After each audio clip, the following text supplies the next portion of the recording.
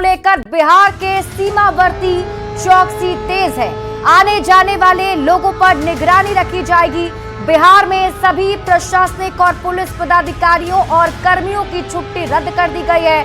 CM Nitish Kumar ने उच्च स्तरीय बैठक के बाद ये निर्देश दिए हैं। तो इस वक्त की बड़ी खबर आपको पटना से बता रहे हैं। देखिए, ऑपरेशन सिंदूर को लेकर बिहार के जो सीमावर्ती इलाके हैं वहां पर चौकसी बढ़ा दी गई है। खास तौर पर नेपाल से लगने वाले जो बॉर्डर हैं वहां जांच जारी है। आने जाने वाले लोगों पर निगरानी रखी जाएगी। बिहार में सभी प्रशासनिक और पुलिस पदाधिकारियों के साथ साथ जो कर्मी हैं उनकी छुट्टियां रद्द कर दी गई हैं। सीएम नीतीश कुमार ने उच्च स्तरीय बैठक की थी और इसी बैठक के बाद ये निर्देश जारी कर दिया गया है कि प्रशासन को अलर्ट मोड पर रहना है। और न्यूज 18 संवाददाता आनंद अमृतराज हमारे साथ लाइव जुड़ रहे हैं सीएम आवास से। आनंद, क्या कुछ इस पूरी बैठक में अपडेट रहा? पहले से भी सतर्कता बरती जा रही थी, खासतौर पर जो सीमावर्ती जिले हैं वहां पर गश्ती पहले से ज्यादा बढ़ाई गई है, और क्या निर्देश दिए गए? देखिए, इस वक्त मैं एक अन्य मार्केट ठीक बाहर मौजूद हूं और इस उच्च स्तरीय बैठक में सीएम और डिप्टी सीएम सम्राट चौधरी के साथ मुख्य सचिव और जो पुलिस के वरीय अधिकारी हैं और पुलिस महानिदेशक हैं श्री विनय कुमार, उसके अलावा जो दीपक कुमार हैं जो वरिष्ठ अधिकारी हैं, प्रधान सचिव हैं मुख्यमंत्री के, इन तमाम लोगों की एक उच्च स्तरीय बैठक हुई और इस बैठक में नीतीश कुमार को पूरी जानकारी दी गई कि फिलहाल जो स्थिति है ऑपरेशन सिंदूर के, उसके बाद जितने भी अधिकारी हैं और कर्मचारी हैं, कर्मी हैं, आपदा प्रबंधन से जुड़े हुए जो लोग हैं और जो भी अधिकारी हैं, तमाम लोगों की छुट्टियां रद्द कर दी गई है। इसके अलावा स्वास्थ्य विभाग और कानून विभाग व्यवस्था से जुड़े तमाम कर्मियों को पूरी तरीके से अलर्ट मोड में रखा गया और मुख्यमंत्री ने उसके बाद अधिकारियों को निर्देश दिया कि जो भी बॉर्डर के इलाके हैं, चूंकि बिहार के कई ऐसे जिले हैं जो नेपाल से लगते हैं, बांग्लादेश से लगते हैं, तो वैसे तमाम इलाकों में सघन जांच की जाए। आने जाने वाले लोगों पर पूरी तरीके से निगरानी रखी जाए और पूरी परिस्थिति पर अलर्ट मोड में रखा जाए तमाम अधिकारियों को, खासकर उस जिले में जो तैनात हैं और खासकर जो बॉर्डर जिले के जो अधिकारी हैं उन पर उन्हें विशेष सतर्कता बरतने की बात कही गई। उससे भी महत्वपूर्ण बात है कि 10 मई को मुख्यमंत्री पूर्णिया जाएंगे और पूर्णिया में जो सीमांचल इलाके के जो वरीय अधिकारी हैं उनके साथ एक महत्वपूर्ण बैठक करेंगे। तो जाहिर सी बात है, ऑपरेशन सिंदूर के बाद बिहार सरकार भी पूरी तरीके से अलर्ट मोड में है और जो भी बॉर्डर का इलाका है वहां पे सघन जांच की जा रही है और मुख्यमंत्री की इस उच्च स्तरीय बैठक के बाद साफ साफ निर्देश दे दिया गया तमाम अधिकारियों को कि किसी भी तरीके से कोताही बरतने की स्थिति नहीं होनी चाहिए, क्योंकि पूरे देश में अभी युद्ध का माहौल है और भारत और पाकिस्तान के बीच लगातार जो युद्ध चल रहा है उसके देखते हुए भारत का जो बिहार का जो बॉर्डर का इलाका है जो पाकिस्तान से जुड़ता है और माफ कीजिएगा जो नेपाल से जुड़ता है और नेपाल में कई बार हम लोगों ने आतंकी गतिविधियों को वहां से आतंकी को पकड़ने की खबर भी देखी है। तो नेपाल के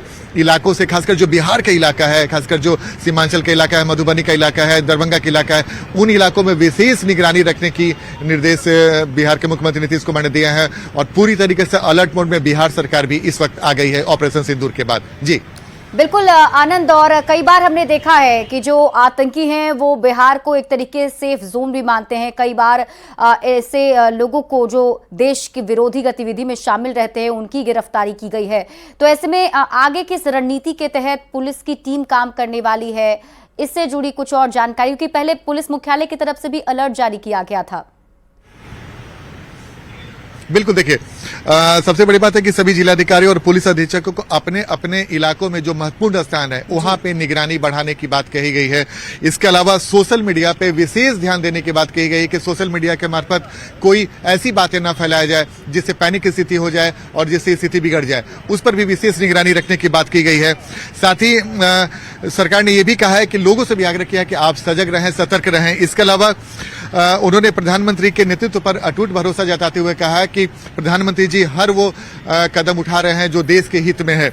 उससे महत्वपूर्ण बात है, जैसे कि मैंने आपको बताया कि इसमें जो भी अधिकारी हैं, जो पुलिस अधिकारी हैं, जो आपदा प्रबंधन से जुड़े हुए जो लोग हैं, स्वास्थ्य विभाग से जुड़े हुए लोग हैं, उनके छुट्टी को कैंसिल किया गया है और उन्हें अलर्ट मोड में रखा गया है। यानी कि बिहार सरकार भी पूरी तरीके से अलर्ट मोड में है और सरकार की कोशिश है कि कहीं से भी स्थिति बिगड़ती है तो समय रहते उस पर काबू पाया जा सके। तो जाहिर सी बात है, नीतीश कुमार ने आपसे कुछ देर पहले एक उच्च स्तरीय बैठक की, जिसमें बिहार के डिप्टी सीएम भी मौजूद थे और पुलिस के वरीय अधिकारी और बिहार सरकार के जो चीफ सेक्रेटरी तमाम लोग मौजूद थे। और उस उच्च स्तरीय बैठक के बाद जो बातें निकल कर आई उसमें ये साफ था कि बॉर्डर के इलाकों पर सघन जांच की जाए, हर आने जाने वाले लोगों पर ध्यान रखा जाए, खासकर जो भी गतिविधि जिनकी संदिग्ध लगती है उन पर तुरंत कार्रवाई की जाए।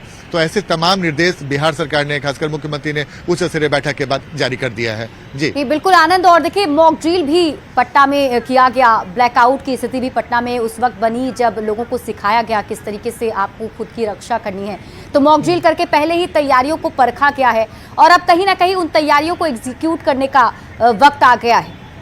आनंद, बिल्कुल आपने सही कहा। और सबसे महत्वपूर्ण बात है कि जैसे कि मैंने आपको बताया कि बिहार इस मायने में बेहद महत्वपूर्ण हो जाता है कि बिहार का एक बड़ा इलाका नेपाल से लगता है। और जैसे कि मैंने आपको बताया कि इसके पहले भी कई आतंकी गतिविधियों के जो लोग थे इन इलाकों से पकड़े गए थे। तो जाहिर सी बात है, हम लोगों ने कई बार सुना है दरभंगा मॉड्यूल, मधुबनी मॉड्यूल, कई सारी बातें हम लोगों ने सुनी है। तो काफी संवेदनशील इलाका माना जाता है नेपाल का, जो इलाका जो बिहार से जुड़ता है। इसके अलावा जो सीमांचल का इलाका है, किशनगंज का ऐसा इलाका है जो बांग्लादेश से भी जुड़ता है। तो तमाम इलाकों पर सघन निगरानी रखने की सख्त जरूरत है। और इसके पहले भी, बिल्कुल आपने जो सही कहा कि इसके पहले भी हम लोगों ने ऐसी बातें देखी है। इस बार वैसी परिस्थितियां न हो, ऐसे कोई भी संदिग्ध दिखते हैं तो उस पर तुरंत से तुरंत कार्रवाई हो, उन्हें पकड़ा जाए। इस पर बिहार सरकार पूरे अलर्ट मोड में आ गई है। ठीक है आनंद, आप इस खबर पर नजर बनाए रखिए। शुक्रिया इस अपडेट के लिए। बढ़ते आगे, ऑपरेशन सिंदूर में पाकिस्तान के 9 आतंकी अड्डों को मिट्टी में मिलाने के बाद भारत और पाकिस्तान के बीच तनाव चरम पर है। एमईए और रक्षा विभाग की प्रेस कॉन्फ्रेंस में भारत ने पाकिस्तान की भूमिका पर कई सवाल उठाए। कर्नल सोफिया ने बताया कि भारत ने सैन्य ठिकानों पर हमले नहीं किए, पाकिस्तान ने सैन्य ठिकानों पर हमले की कोशिश की। भारत ने पाकिस्तानी हमले को नाकाम कर दिया। भारत की एयर डिफेंस सिस्टम ने हमले को नाकाम किया है। भारत ने लाहौर में डिफेंस सिस्टम को भी तबाह कर दिया। विदेश सचिव विक्रम मिस्री ने आतंकियों के जनाजे की तस्वीर दिखाते हुए कहा कि पाकिस्तान में आतंकियों का राजकीय सम्मान किया जा रहा है। पाकिस्तान के अधिकारी आतंकवादियों को सम्मान दे रहे हैं। एमईए की प्रेस कॉन्फ्रेंस में विक्रम मिस्री ने कहा कि सबको पता है कि ओसामा बिन लादेन कहां मिला था। विक्रम मिस्री ने यह भी बताया कि भारत ने संयुक्त राष्ट्र को हमले की पूरी जानकारी दी है। संयुक्त राष्ट्र सुरक्षा समिति में पहलगाम को लेकर बयान जारी करते वक्त टीआरएफ का नाम शामिल करने का पाकिस्तान ने विरोध किया। भारत ने जो पहलगाम हमले का जवाब दिया है वो सटीक और नियंत्रित है, वो उकसाने वाला नहीं।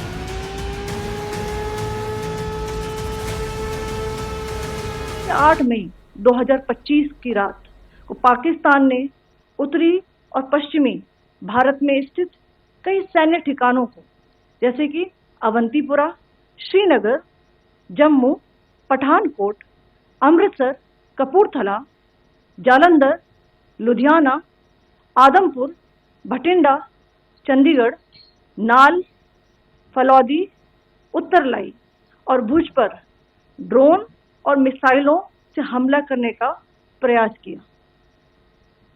इन हमलों को इंटीग्रेटेड काउंटर यूएएस ग्रिड और वायु रक्षा प्रणालियों द्वारा निष्क्रिय कर दिया गया। इन हमलों का मलबा कई स्थानों से बरामद हुआ, जो कि पाकिस्तानी हमलों का प्रमाण है। पाकिस्तान के कई स्थानों पर वायु रक्षा रडार और प्रणालियों को निशाना बनाया। भारत की प्रतिक्रिया समान क्षेत्र में समान तीव्रता के साथ की गई। यह विश्वसनीय रूप से ज्ञात हुआ कि लाहौर में स्थित एक वायु रक्षा प्रणाली को निष्क्रिय कर दिया गया। I wonder what message this picture actually sends to all of you. This is a question that is worth asking. It's also odd that the funerals of civilians are carried out with the coffins being draped in Pakistani flags and state honors being accorded. As far as we are concerned, the individuals eliminated at these facilities were terrorists. Giving terrorist state funerals may be a practice in Pakistan. Doesn't seem to make much sense to us. ये जो सिलसिला है जो हम देख रहे हैं आज की घटनाओं को लेके, ये 22 अप्रैल के पहलगाम के हमले से शुरू हुआ है। एस्केलेशन वहां पे हुआ है और उस एस्केलेशन का जवाब भारतीय सेना ने, भारतीय फौज ने कल अपने एक्शन से दिया है। दिलचस्प बात यह है कि संयुक्त राष्ट्र की सुरक्षा समिति में जब पहलगाम के हमले को लेके एक प्रेस वक्तव्य जारी करने की बात चल रही थी, तो आप सोचिए किस देश ने टीआरएफ का, द रेजिस्टेंस फ्रंट का उसमें मेंशन किया जाना, उसको अपोज किया। पाकिस्तान ने।